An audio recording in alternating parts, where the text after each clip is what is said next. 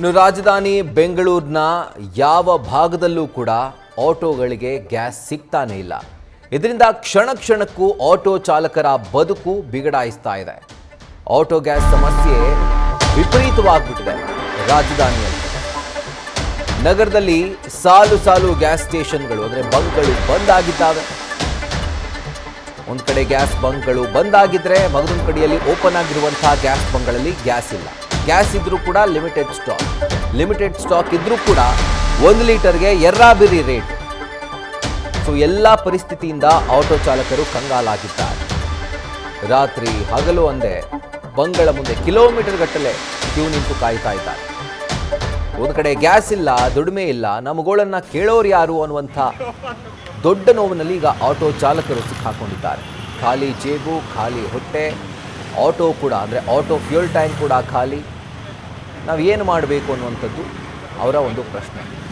ಸರ್ಕಾರ ಆದಷ್ಟು ಬೇಗ ಮಧ್ಯಪ್ರವೇಶ ಮಾಡಿ ನಮ್ಮ ಒಂದು ಸಂಕಷ್ಟದ ಸಮಯ ಏನಿದೆ ಅದಕ್ಕೆ ಪರಿಹಾರವನ್ನು ಕೊಡಬೇಕು ಅನ್ನುವಂಥದ್ದು ಅವರ ಆಗ್ರಹ ಆಗಿದೆ.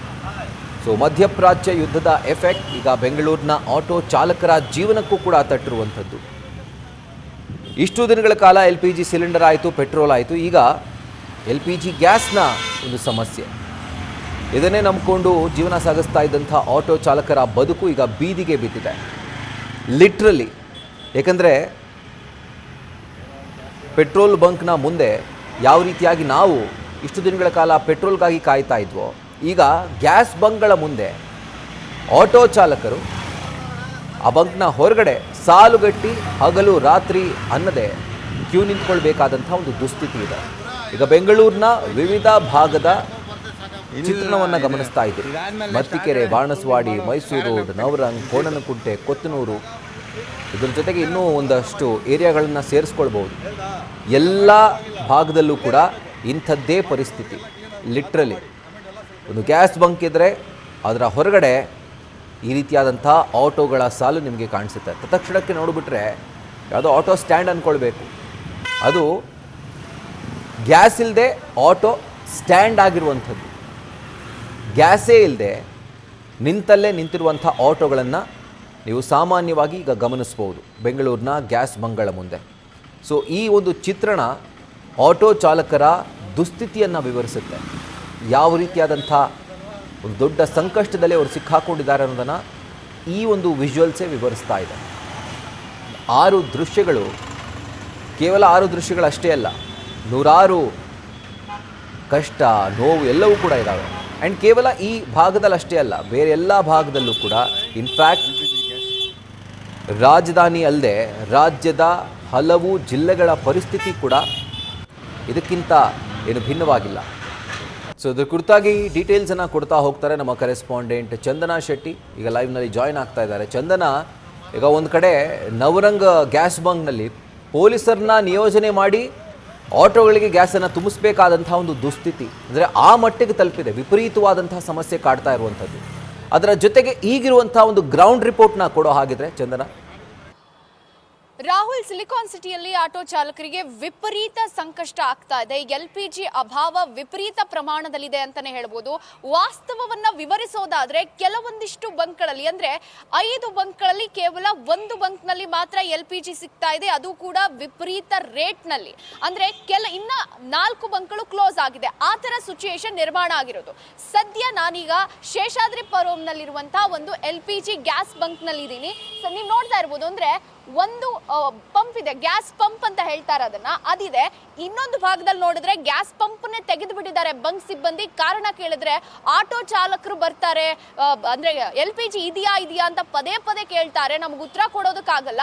ಹೀಗಾಗಿ ನಾವು ಗ್ಯಾಸ್ ಫಿಲ್ ಮಾಡ್ತಾ ಇದ್ದಂತ ಪಂಪನ್ನೇ ರಿಮೂವ್ ಮಾಡಿಬಿಟ್ಟಿದೀವಿ. ನಮಗೂ ಗೊತ್ತಿಲ್ಲ ಗ್ಯಾಸ್ ಯಾವಾಗ ಬರುತ್ತೆ ಅನ್ನುವಂತ ಮಾಹಿತಿ ಕೂಡ ಇಲ್ಲ.